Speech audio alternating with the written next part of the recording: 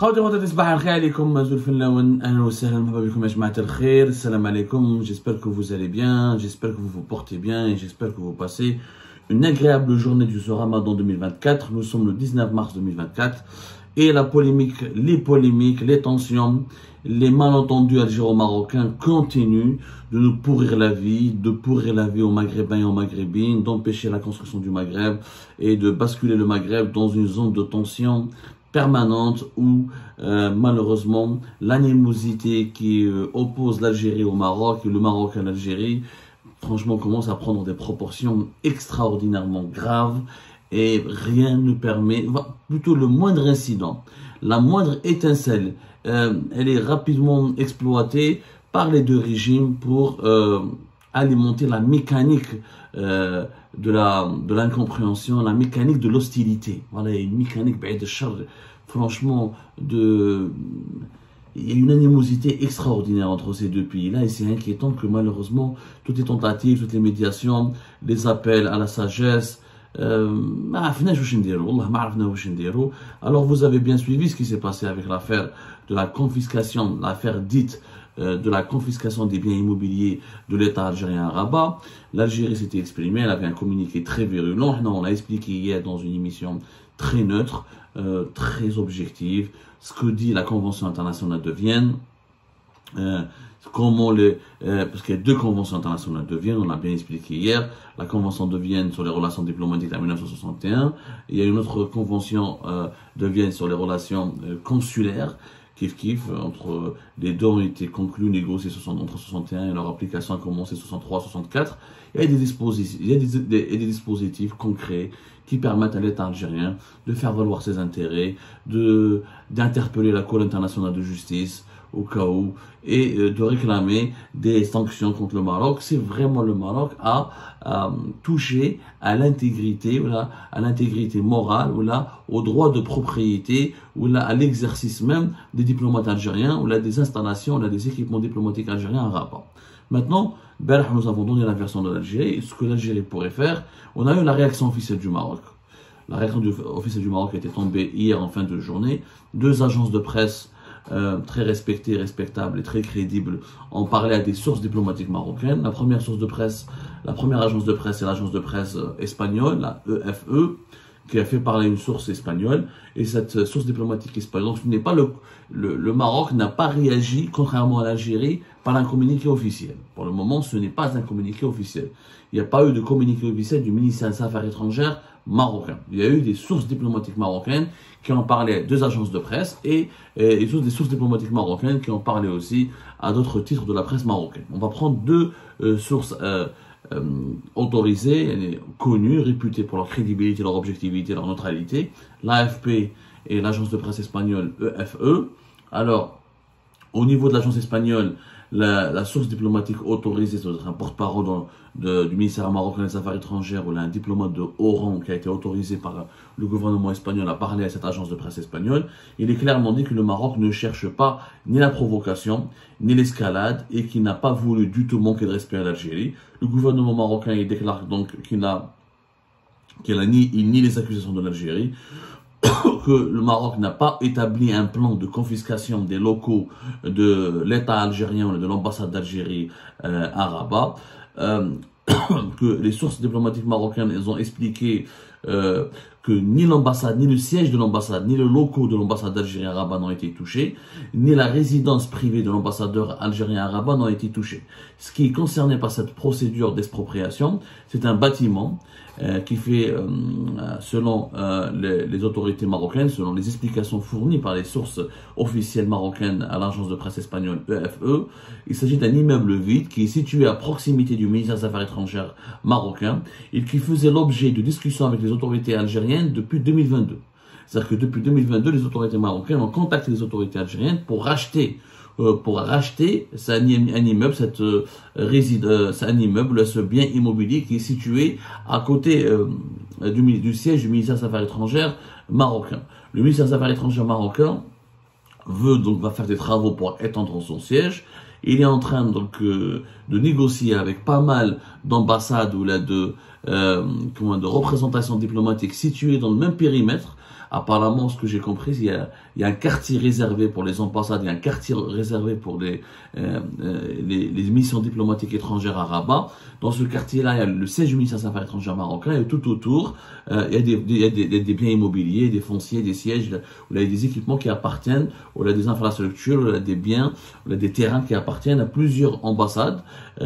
Cette source qui a parlé, l'agence de presse espagnole, cette source marocaine qui s'est confiée à cette agence de presse espagnole, elle explique que le gouvernement marocain a entamé des discussions avec l'Autriche, avec la Suisse, avec la Côte d'Ivoire, avec les États-Unis, avec le Danemark pour l'acquisition d'un local inutilisé dans le but d'agrandir le siège du ministère des Affaires étrangères marocain. Et le ministère des Affaires étrangères marocain a aussi le projet de créer ou d'installer, d'ouvrir une académie et un musée diplomatique. Une académie et un musée diplomatique. Donc, le Maroc n'a, selon cette version des faits qui nous a été communiquée par l'agence de presse espagnole EFE, n'a pas du tout envie de provoquer l'Algérie, n'a pas eu envie en tout cas de manifester son hostilité à l'égard de l'Algérie. Il n'était pas question de manquer de respect à l'Algérie ou d'attaquer l'Algérie. Au contraire, le gouvernement marocain, d'après cette source diplomatique autorisée, est attaché aux relations de bon voisinage et de fraternité entre les peuples algériens et marocains.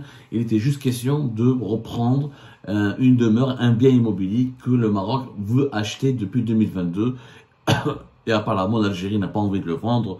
En tout cas, l'Algérie n'a pas trop envie de le vendre, n'a pas envie de le céder. Ce dossier n'a pas avancé, donc le Maroc a décidé de lancer une procédure d'expropriation. On a expliqué hier, il y a effectivement un article de la Convention internationale de Vienne sur les relations consulaires, pas sur les relations diplomatiques. Il y a deux conventions de Vienne, dans les années 60, la Convention internationale dans les relations consulaires. Et effectivement, il y a un article qui prévoit une éventualité bien précise que si l'État qui héberge une ambassade d'un pays étranger veut exproprier certains biens, si ces biens ne sont pas habités ou ne sont pas utilisés dans le cadre de l'exercice des fonctions officielles de la mission diplomatique de l'État étranger qui est représenté dans le pays, il n'y a pas de problème, mais à condition que ça se passe à l'amiable et qu'il y ait des procédures réglementées, juridiques, et que des indemnisations à la hauteur du bien immobilier ou du bien foncier qui ont été visés par cette procédure d'expropriation soient versées à l'État qui va perdre ces terrains ou ce bien. Donc il y a vraiment un dispositif.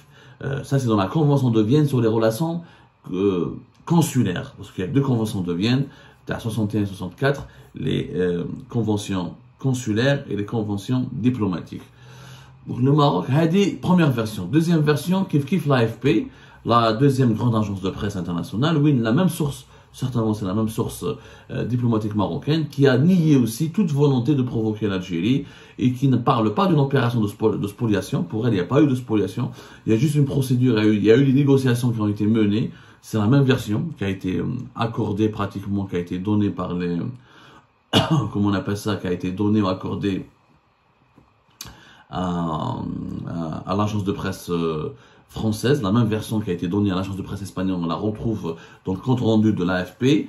Là, cette source diplomatique marocaine explique que encore une fois, que depuis 2022, le Maroc essaye de négocier l'acquisition d'un bien immobilier qui appartient à l'Algérie. Donc d'après cette source, le ministère des Affaires étrangères marocain, dans le cadre d'un projet d'agrandissement, s'était porté acquéreur en 2022 auprès de l'Algérie, après le déménagement de l'ambassade d'un local laissé vacant sur le terrain de cette représentation et attenant au bureau du ministère. Effectivement, nous avons pu confirmer que le siège de l'ambassade d'Algérie ne se trouve plus sur le terrain au niveau de ce bien immobilier qui est visé par la procédure d'expropriation. Le siège de l'ambassade d'Algérie a changé c'est dans un autre endroit à Rabat. D'ailleurs, c'est toujours une belle ambassade. L'ambassade d'Algérie, elle est toujours fonctionnelle. Et ce terrain et ce bien est réellement vacant.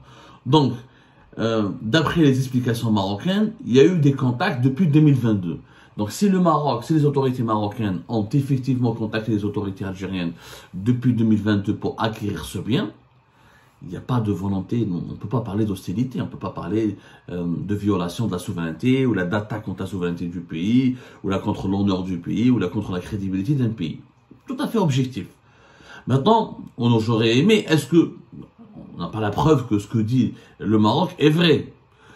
Après, est-ce que les autorités marocaines vont mentir de façon directe et aussi...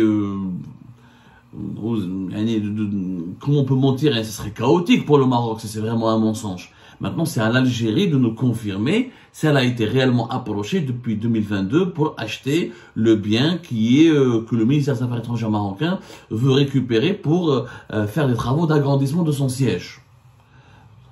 C'est à l'Algérie de réagir et de confirmer ou d'infirmer. Franchement, je ne vois pas le Maroc mentir. C'est une affaire, réellement c'est une petite affaire. Et Aslan, c'est une petite affaire qui malheureusement, dans le contexte, si elle était intervenue il y a de cela 5 ou 6 ans, au moment où les deux pays avaient leurs relations diplomatiques le plus normalement possible, ou malgré les divergences, les différends qui opposent les deux États à propos du conflit du Sahara occidental, les deux pays, les deux gouvernements se parlaient encore, il y avait des relations bilatérales, cette affaire n'aurait jamais pris une dimension aussi extraordinaire. Elle aurait pu être réglée dans les coulisses, à travers des négociations. Peut-être qu'elle n'aurait même pas été diffusée dans les médias.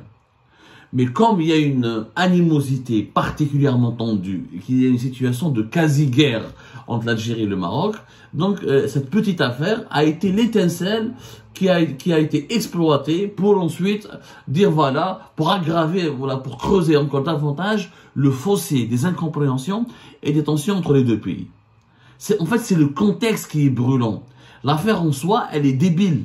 L'affaire en soi, elle est débile. Il y a des biens immobiliers qui apportent ça, comme elle a été rapporté dans les agences de presse, tout à l'heure dans l'agence de presse espagnole, EFE, l'agence de presse étatique espagnole. Voilà, il y a d'autres ambassades qui sont concernées, avec lesquelles le Maroc y traite. L'Autriche, la Suisse, ou les États-Unis d'Amérique, la Côte d'Ivoire n'ont pas crié au scandale. Pourquoi? Parce qu'il n'y a pas de relations diplomatiques empoisonnées entre le Maroc et ces pays-là. Comme il y a des relations diplomatiques empoisonnées entre l'Algérie et le Maroc, eh ben, un simple malentendu, eh ben, il est gonflé, il est amplifié, il est surexagéré, il est surdimensionné et ça devient une affaire d'État. En fait, ce n'est pas une affaire d'État. L'Algérie aurait pu vendre ce qu'elle exploite par son bien. Elle a un autre siège pour son ambassade. Et la résidence privée de l'ambassadeur n'a pas été touchée. Et les sièges des consulats d'Algérie, les sièges officiels, où il y a une activité consulaire, ou une activité diplomatique officielle, sachant qu'il n'y a plus d'ambassadeur d'Algérie à Rabat, que la résidence de l'ambassadeur elle est pratiquement vide, que l'ambassade elle fonctionne au strict minimum, parce qu'il n'y a plus de relations bilatérales. Mais ce n'est pas les sièges officiels, ou ce n'est pas les locaux officiels et attitrés de la mission diplomatique algérienne qui sont touchés. Donc il n'y a pas de quoi faire un scandale. Mais après oui, l'Algérie, peut-être que le Maroc, je pense qu'il n'aurait pas dû toucher au bien d'Algérie. Comme il y a une particularité en ce moment, comme c'est assez sensible, comme il y a une certaine sensibilité dans les relations algéro-marocaines, peut-être que le Maroc aurait dû faire un effort et épargner le bien de l'Algérie, ou là prendre encore plus de temps, à mon avis, pour ne pas donner d'autres interprétations. C'est vrai que l'action marocaine a donné des interprétations. C'est ce qu'on a dit, nous, à Algérie Pat, dès le premier jour de cette opération d'expropriation. Elle rappelle les démons du passé. Elle rappelle les expropriations des Algériens début des années 70 avec la nationalisation des terres agricoles, la marocanisation des terres agricoles début des années 70, entre 73 et 74 notamment. Elle rappelle les expulsions, la riposte brutale de l'Algérie qui a expulsé plus de 45 000 Marocains en 1975. Il y a eu donc des précédents, malheureusement, des précédents assez violents entre les deux pays. Et normalement, la sensibilité des relations algéro-marocaines devrait inciter les dirigeants des deux pays à prendre beaucoup de précautions avant de parler ou de s'attaquer aux intérêts de l'État voisin. Comme il y a une sensibilité, il aurait peut-être fallu prendre beaucoup plus de précautions. Maintenant, est-ce que le Maroc, il dit qu'il a contacté, qu'il a parlé avec les autorités algériennes depuis 2022? on peut considérer que c'est pas brutal, c'est pas violent. S'il a pris le temps nécessaire de parler, de proposer à l'Algérie, de la racheter, etc. Et l'Algérie m'a shaib. Si elle n'utilise pas cette ville-là, ou ce bien immobilier, ou ces terrains, m'a shaib que l'Algérie les vende et les récupère. Ils récupèrent l'argent à condition qu'elle soit vendue. Si l'Algérie n'a pas été lésée, si on a proposé à l'État algérien une transaction immobilière en bonne et due forme, conforme à la hauteur, conforme à la valeur marchande de ces biens sur le marché marocain, l'Algérie n'aurait pas été lésée. Donc malheureusement, c'est une petite affaire qui s'est transformée en un scandale d'État. Parce qu'en ce moment, depuis même 2021, on va dire, tout incident possible et potentiel entre l'Algérie et le Maroc va avoir une relecture, va avoir des interprétations, va avoir une exploitation politique et propagandiste dangereuse avec comme seul but de semer encore davantage la zizanie entre les deux pays. On a une situation de conflit très tendue, un conflit de haute intensité malheureusement, qui reste, alhamdoulilah, uniquement au stade de la diplomatie et des médias. Pour le moment, la guerre algéro-marocaine, elle est uniquement diplomatique, politique et médiatique. Heureusement qu'elle n'est pas militaire, heureusement. Mais s'il y avait un peu de sagesse des deux côtés, et s'il y avait un intermédiaire ou là, un médiateur qui pouvait forcer le respect, ou qui avait le respect des deux parties, on pourrait facilement désamorcer le conflit algéro-marocain. Parce qu'il n'y a pas, vraiment, il n'y a rien de très grave. Il y a des accusations politiques, il y a des rivalités, il y a des malentendus politiques, mais alhamdoulilah, nous n'avons pas, l'Algérie n'a pas envie d'envahir le Maroc officiellement n'a pas envie d'envahir l'Algérie, donc il n'y a pas de divergence sur le tracé frontalier. C'est des problèmes concernant le Sahara occidental, concernant la relation avec Israël, concernant nos relations avec certains, comme les Émirats, certaines puissances émergentes, concernant les soutiens accordés par le Maroc à certains opposants, soi-disant, à certains séparatistes, comme le MAC, le soutien qu'accorde l'Algérie à certains séparatistes, comme les mouvements du Elif marocains.